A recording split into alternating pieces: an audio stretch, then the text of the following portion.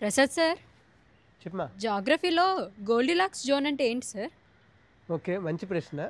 యూనివర్స్లో మనకి ప్రతి ప్రాంతంలో అంటే యూనివర్స్లో ప్రతి దగ్గర కూడా లైఫ్ సస్టైన్ అవ్వలేదు. లైఫ్ సస్టైన్ అవ్వాలంటే జీవం ఉండాలి అంటే ఖచ్చితంగా అక్కడ కొన్ని కండిషన్స్ సాటిస్ఫై అవ్వాలి. అందులో ఒక ఇంపార్టెంట్ విషయం ఏంటంటే వాటర్. ఓకే, మనం తాగే నీరు ఏదైతే ఉందో అది లైఫ్ని సస్టైన్ చేసే వాటిలో ఒక ఇంపార్టెంట్ కాన్స్టిట్యూయెంట్.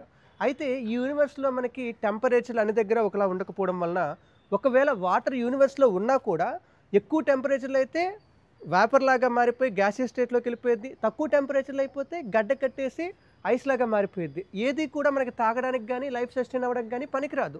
అలాంటప్పుడు మనకి ఎక్కడైతే వాటర్ లిక్విడ్ స్టేట్లో ఉండగలదో అంటే ఏంటి, మనకి 30-40 డిగ్రీ సెంటీగ్రేడ్ ఉన్నప్పుడు వాటర్ లిక్విడ్ స్టేట్లో ఉంటుంది. అలాంటి కండిషన్స్ ఉన్న ప్రాంతంలో మనకి లైఫ్ సస్టైన్ అవ్వగలుగుతుంది. సో ఇప్పుడు ఇదెందుకంతా వచ్చింది సార్ అంటే, ఇప్పుడు యూనివర్స్లో మనం ఎక్కడైనా ఏదైనా ప్లానెట్ మీద కానీ ఇంకెక్కడైనా కానీ లైఫ్ ఉందా లేదా అని చెక్ చేసేటప్పుడు ఎక్కడ చెక్ చేయాలంటే ఒక నక్షత్రం యొక్క గోల్డిలాక్స్ జోన్లో చెక్ చేయాలి. గోల్డిలాక్స్ జోన్ అంటే ఏంటి? ప్రతి నక్షత్రానికి గోల్డిలాక్స్ జోన్ ఉంటుంది. ఏంటి సార్ అంటే, ఒక నక్షత్రంకి బాగా దగ్గరగా ఉంటే టెంపరేచర్లు ఎక్కువైపోయి వేడి ఎక్కువైపోతుంది, బాగా దూరంగా ఉంటే టెంపరేచర్ తగ్గిపోయి చలి ఎక్కువైపోతుంది, పూర్తిగా నీరు గడ్డకట్టేస్తుంది. సో ఆ నక్షత్రంకి కొంత దూరంలోకి వెళ్ళాక దాని సైజు బట్టి దానికి ఉన్న వేడి బట్టి కొంత దూరం వెళ్ళాక దాని టెంపరేచర్లు వాటర్ లిక్విడ్ స్టేట్లో ఉండడానికి అనుకూలంగా ఉంటాయి. సో అలాంటి ప్రాంతంలో మనకి లైఫ్ కూడా సస్టైన్ అవ్వగలదు. కాబట్టి ఆ నక్షత్రం చుట్టూ ఏ ప్రాంతంలో అయితే వాటర్ మనకి లిక్విడ్ స్టేట్లో ఉండగలదో దాన్నే మనం గోల్డిలాక్స్ జోన్ లేదా హ్యాబిటబుల్ జోన్ అని చెప్పి కూడా పిలుస్తాం. సో ఈ హ్యాబిటబుల్ జోన్ అనేది ప్రతి నక్షత్రానికి ఉంటుంది ఖచ్చితంగా. అయితే ఆ నక్షత్రానికి ప్రతి నక్షత్రంకి దగ్గరలో ఉండొచ్చు. అంటే ఒకవేళ పెద్ద నక్షత్రం అనుకోండి చాలా దూరంగా ఉండొచ్చు గోల్డిలాక్స్ జోన్. నక్షత్రం చాలా చిన్నదనుకోండి నక్షత్రానికి చాలా దగ్గరలో ఉండొచ్చు.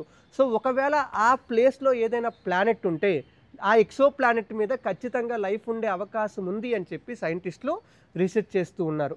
ఇంక ఇప్పుడు మనం వచ్చాము సోలార్ సిస్టమ్కి వచ్చామనుకోండి. సోలార్ సిస్టంలో ఫస్ట్ 2 ప్లానెట్స్ మెర్క్యూరీ, వీనస్. ఈ రెండు సూర్యుడికి చాలా దగ్గరగా ఉండడం వల్ల చాలా టెంపరేచర్ ఎక్కువ ఉంటుంది. టెంపరేచర్ ఎక్కువ ఉంది కాబట్టి అక్కడ లైఫ్ సస్టైన్ అవ్వలేదు, వాటర్ లిక్విడ్ స్టేట్లో ఉండలేదు.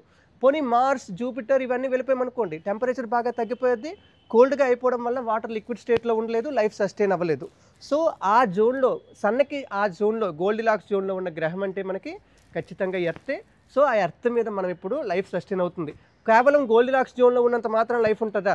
కాదు. ఎందుకంటే ఎర్త్ చుట్టూ తిరుగుతున్న చంద్రుడు కూడా గోల్డిలాక్స్ జోన్లో ఉన్నాడు, కానీ చంద్రుడి మీద లైఫ్ లేదు. ఎందుకంటే దాంతోపాటు అట్మాస్ఫియర్ లేకపోతే మ్యాగ్నెటిక్ స్పియర్ అంటే మ్యాగ్నెటోస్పియర్ కానీ లేదా వల్కానిక్ యాక్టివిటీ, న్యూట్రియంట్ రీసైక్లింగ్ ఇవన్నీ కలిపి మనకి లైఫ్ని డిసైడ్ చేస్తాయి.